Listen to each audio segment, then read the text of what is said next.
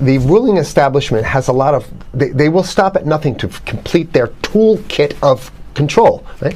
So one of the things that has been missing from the toolkit of total control has been quarantines and curfews, right? Mm-hmm. So now, welcome to the new world in America, where to get on a bus, to go through a subway station, if you think that the procedures at the TSA are onerous, right? Guess this is coming to a bus depot near you. It's a more invasive way, and the ruling class needs this because, let me say, if the ruling class ever saw wide-scale civil unrest, you'd see an Ebola outbreak in America right away. Okay, so this is, what you see is that Ebola is another tool in the toolbox of the ruling class to control. Yeah, to keep down absolutely, repression. positively, 100%. This is a tool. Right. Ebola doesn't just magically start spreading. Mm-hmm. And then we have this doctors that come back here. The white people, of course, live. Mm-hmm. You know, the two whites who got it survived. All the black people that get it die.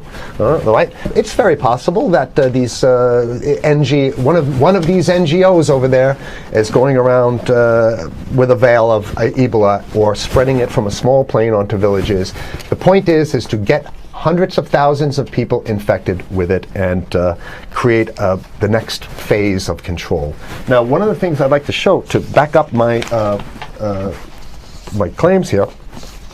Here's a document from the Rockefeller Foundation. Rockefeller Foundation, right there. You can zoom in on that, where my finger is. It's called Scenarios for the Future International Development, the Rockefeller Foundation. All right? Okay, let's take a look at what they're saying here. This is something like a 50, 60-page document. I'd like you to go to page 18, if you can look at this up on the internet, but I'll read it off to you. It's called lockstep, lockstep. And this is a phrase that I used right after 2001 when I saw the entire system of the United States, including the population, were in lockstep. So the Congress went along, and yes, it was Osama bin Laden, and the people waved their flag and said, I hate, hate, hate, hate, and everything was in lockstep. Well, in 2010, they published this, Rockefeller Foundation, and here's what they're saying. They're saying that they call it a scenario. These are scenario narratives, and they speak about it in the past tense. So they put out this scenario, lockstep. A world of tighter, top-down government control and more authoritarian leadership with limited innovation and growing citizen pushback. Okay, I'll read a little bit of it. In 2012, the pandemic that the world had been anticipating for years, nobody was anticipating a pandemic, finally hit. Unlike 2009's H1N1, this new influenza strain originating from wild geese, they use some scenario, but this is Ebola they're talking about. Ahead. Even the most pandemic-prepared nations were quickly overwhelmed when the virus streaked around the world, infecting nearly 20% of the global population and killing 8 million in just 7 months, the majority of them healthy young adults. The pandemic also had a deadly effect on economies. You can see the agenda.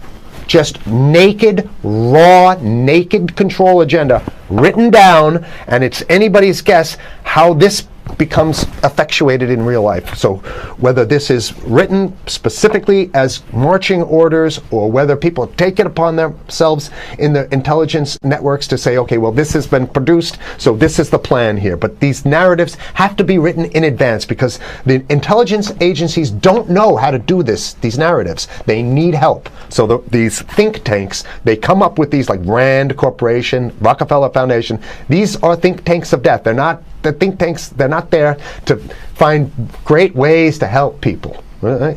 Okay, the pandemic also had a deadly effect on economics. International mobility of both people and goods screeched to a halt.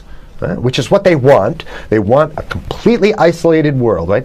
Debilitating industries like tourism and breaking global supply chains. Well, of course they want tourism stopped because they're not in the tourism business, and they want you at home in your house in front of the TV. Then they got you. because once you watch the TV, they own your soul.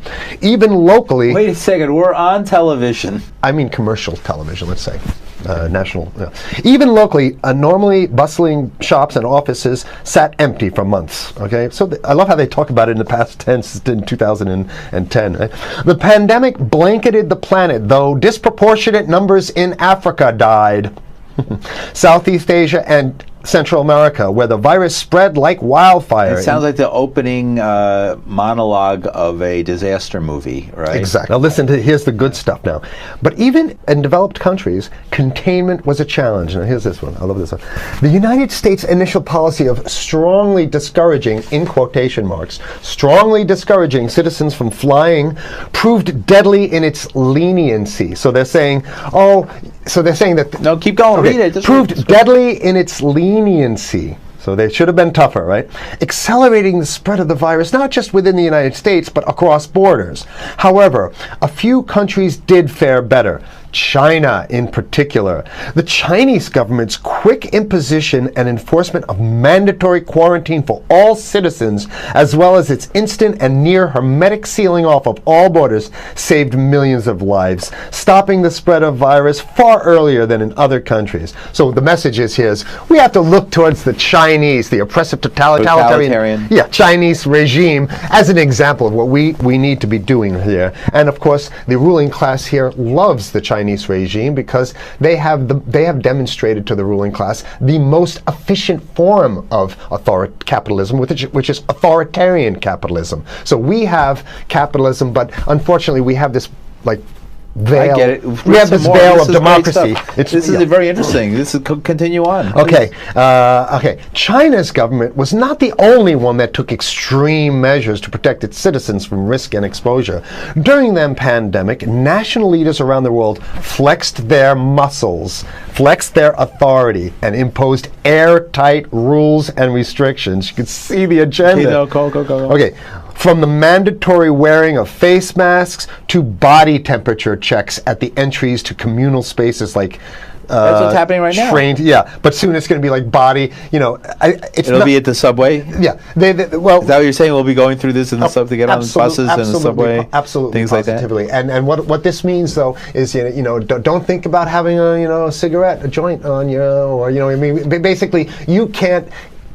This is a dragnet for everything. So if in order for you in other words, just like with stop and frisk, this is ultimate stop and frisk. This is the ultimate cavity stop and frisk, cavity search kind of thing. All right, so during the pandemic, national leaders around the world flex their authority. Now there's some good stuff. Listen to this.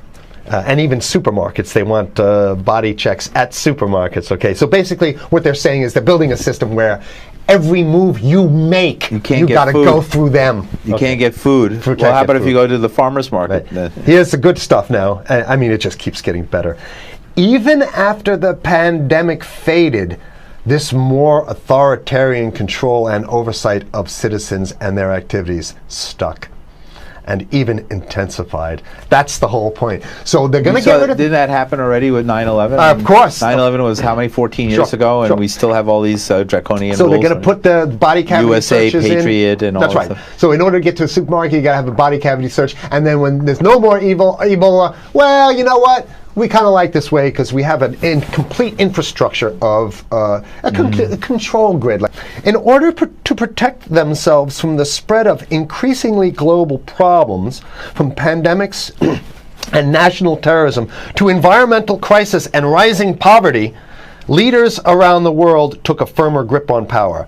Well, what the hell would rising poverty have anything to do with imposing strict citizen controls with face masks? Right? So they're very sloppy stuff here. At first, the notion of a more controlled world gained wide acceptance and approval. I'm sorry. Nobody likes this stuff. So they're just saying it. No, I have to provide analysis. Only because we only have 5 minutes left, so that's. Oh my God. Okay. Citizens willingly gave up some of their sovereignty and their privacy to more paternalistic states in exchange for greater safety and stability. I mean, that's just a complete naked contradiction to the famous saying that if you think you're going to give up a little bit of security, I mean, if you're going to give up your freedom for security, you're going to get neither. That's the long-standing thing. And here what they're doing is they're not even ashamed or embarrassed to absolutely say the exact opposite. They're saying, yes, we all want to give up our privacy and sovereignty for more stability and security and stability. So you don't get that. When you give it up like that, you get the shaft. Can you show us the cover again of what you were just reading? One more time, and then I have two more documents. Right, this is what we were reading here, and just zoom in a little bit so folks can see it. He'll zoom in, don't worry, you can relax. All right. And scenarios for the future of technology and international development. Okay, now I have two more documents. Keep it zoomed. We have the National Security Memorandum of December 10th, 1974. This is Henry Kissinger's brainchild. The National Security Memorandum number 200. You can look that up on your internet. I'll summarize it. He says that there's too many people, we got to get rid of the population. So to answer your question. Oh, from earlier. Yeah, he says, he used the word depopulation, which is different. Depopulation means killing people that already exist, and it's to get the minerals, because we need the minerals. And here's another one. The CDC has a patent on Ebola. They patented it. Now, right. So basically, if you want to get a cure for your Ebola, you got to go. It says it right up here, right? It says human Ebola virus species and compositions and methods thereof, and it's a patent. It's a patent. They patented the main strain plus something like 17 other strains of it. So they own it now, and I don't know how exactly you can own that, but apparently they've done the same thing. Yeah, I didn't think you could own a natural. Yeah, you can. They've, I guess the main thing to finish off this show is this: that